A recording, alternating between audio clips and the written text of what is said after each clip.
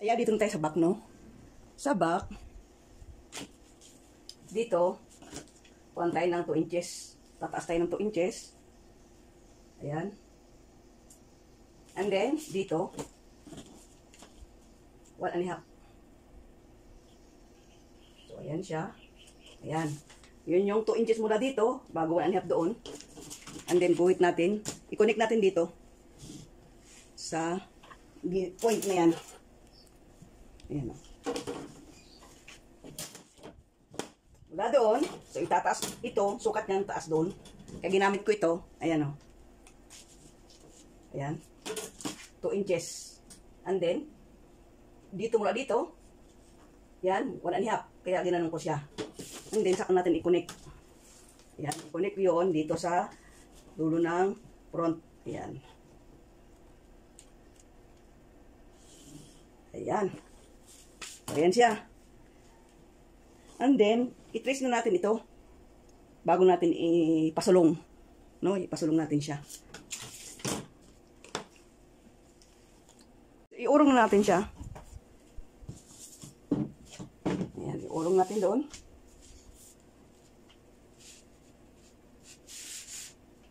Kailangan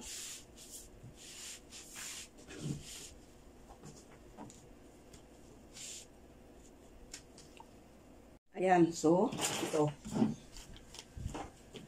Iurong natin ito dito sa baba, 2 inches. Ang pagitan, ang allowance, 2 inches, no? Yan, 2 inches.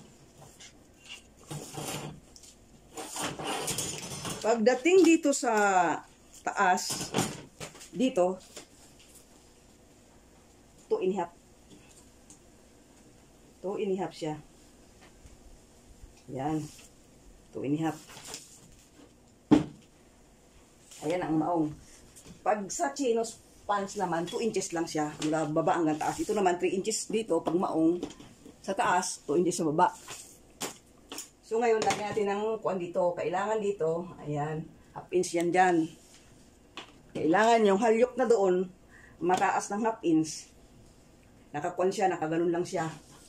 So, ayan. So, gabayan natin. Mula dyan. Ayan. Katapos, igaganyan na natin siya. Ayan. And then, kakabit na natin.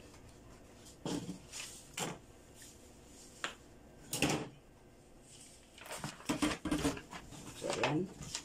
So, ito, yan, mula dyan, pag ganun tayo. Hindi na ito susundin yan, kundi pag ganyan tayo. Yan. So, ayan yung likod.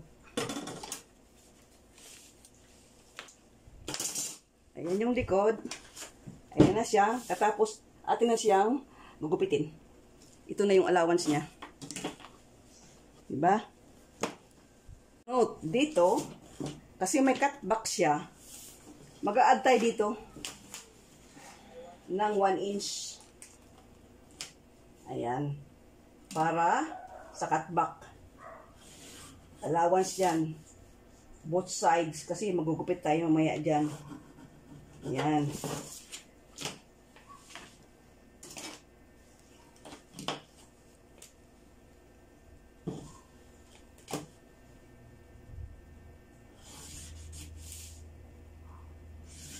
Ayan.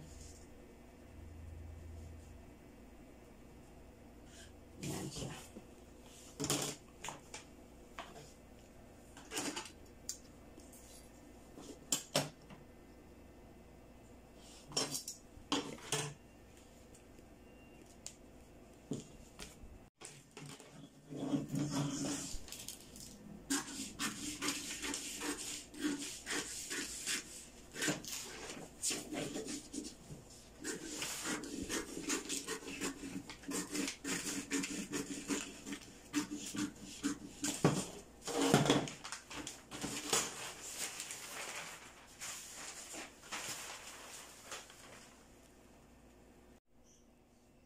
Pagdating dito, baba tayo ng 2.5,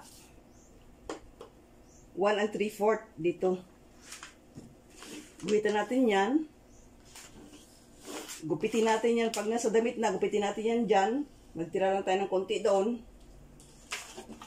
Kakain dito ng half inch. Kaya tayo nag-add ng 1 inch. Kakain nito. Kasi ipapasadahan mo yan. So kakain nito ang half inch. Bago dito half inch din. Kaya nag-add tayo ng 1 inch. No? So ayan siya. Sa bulsa naman. Ayan, sa bulsa naman tayo. So baba tayo ng 1 3/4. Ayan, 1 3/4.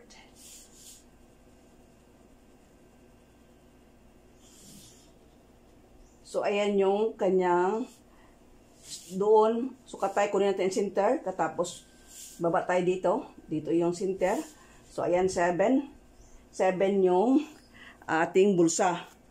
Kasi ayaw nila ng maliit na bulsa. Gusto yung malaki para pag ang pitaka kasya. So, ayan, 7 ang pinakabibig ng ating bulsa na patch pocket. So, ayan na.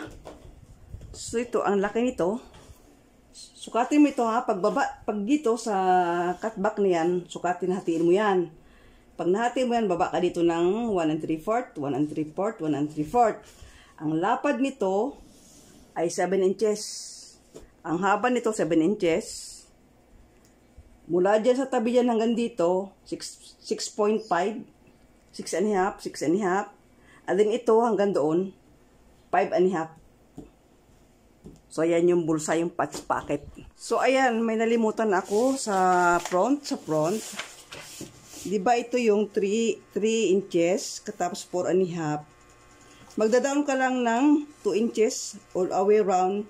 Yun na yung pinaka-tela na pang ilalim doon sa bulsa. At ang bulsa naman, mula dito, 11 ang haba. Katapos, ang kanyang kuwan ay 7 1/4. Ang luang, ikakanto mo lang siya doon. Bibilogin mo lang siya katapos dito. Oh, para nakaipit siya doon sa ply, no? So ayan siya. Ito ay 2 piraso. Pagkasaklob siya. So maybe piping ang ilagay mo diyan or aging. Basta ito yung bulsa niya. Ito yung bag pocket niya ito. Yan. So ito naman hanggang dito, ito yung ilalagay mo doon sa loob ng back pocket para yung tela na yun ang nililitaw dito, nililitaw yung lining mo ng iyong bag pocket. Ito sa back na ito. So ang gupit mo dito ay sa side na ito. Ito yung guhit niyan, dyan na ang gupit mo. Ito yung, kasama na yung allowance. So, pag nabawasan mo na yan ng half inch ito dito, maliit na itong cutback mo. Dito, magbabawas ka rin dito ng half inch. Tapos, pag nalagay mo na yan, pag nailagay mo, na-cut mo na yan at napasadahan mo, saka ka magbababa ng 1 3/4. Pag na-doble pasada mo na, pasadahan mo na yan, katapos na aging, na doble pasada, saka ka magbababa ng 1 3/4. Pag nalagyan mo na ng cutback, saka ko muna maglalagay ng patch pocket. So, ang patch pocket mo ay half inch ang magkabila, ang paikot na lining, allowance dyan, half inch, dito naman ay 1 inch, kasi idodouble mo. Ito, pinaplansahan ko pa ng pilon yung pinakabulsa niya para pag tinupi mo matigas, hindi siya nababanat, hindi siya nakukrokid na ganun. So, yun yung sa bulsa. So, dito naman, kung gusto mo W, Levi's, kung ano yung kuan dyan. Ako, ang nalagay ko dito, AC. Abner Corpus. Katapos C. O, depende sa ilalagay mong decoration dun sa iyong bulsa. Ayan, so ito yung kwan. Binili kong online. Online ng maong siya. Stretch lang, one way stretch siya. 125 ang isang yarda. Ang width niya ay 66. So, yan.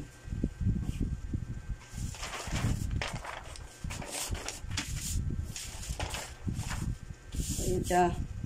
Ba?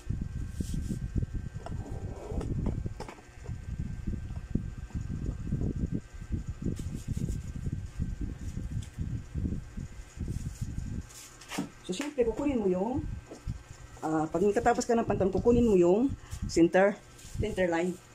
Ayan, o. Center line, kukunin mo. Ayan. 6. So, pwede pa rin iipon na ganyan. Ayan. 5.5. Sabi lang.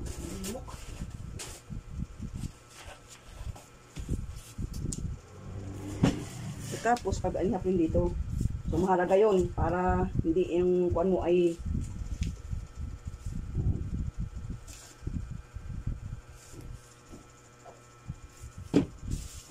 sa basic kasi na pantalon, halimbawa yung pantalon na slacks, dito ka nag-uurong sa waistline ng ng 3/4.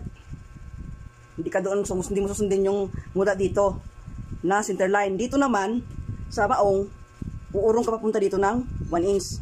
Hindi doon sa waistline, kung dito ka naman sa bababa. So may pagkakaiba sila, no? Pero pareho lang naman yun. Kung doon ka nagbawas sa taas, di doon, kung dito ka sa baba. Pero itong maong, dito talaga sa baba ka magbabawas, no? Ito ay dito ka mismo sa linya. Gugupit. Ayan. Pero ako tapos ako diretso dito sa pattern ako. Dito diretso sa tela. Ngayon kaya nang ginawa ko siyang pattern na ganito dahil sa tutorial nga. So ayan siya. So diyan ang gupit mo. Nandoon, gupit yan. Walang allowance, diyan ka sa untulan sa may na yan. Pagdating ito sa waistline, dito ka mag-aano ng half inch. Sa waistline, dito ka maglalagay ng allowance. Pero dito sa tagiliran, doon, wala kang allowance dyan. Diyan ka mismo sa magkakat. So, yan yung sinasabi ko. Yun. Ayan siya. So, dyan mo siya ikakat. Pag kinat mo yan, o kaya pasadahan mo siya ng half inch. Yan. So, yan yung kanyang cutback sa likod. Ayan.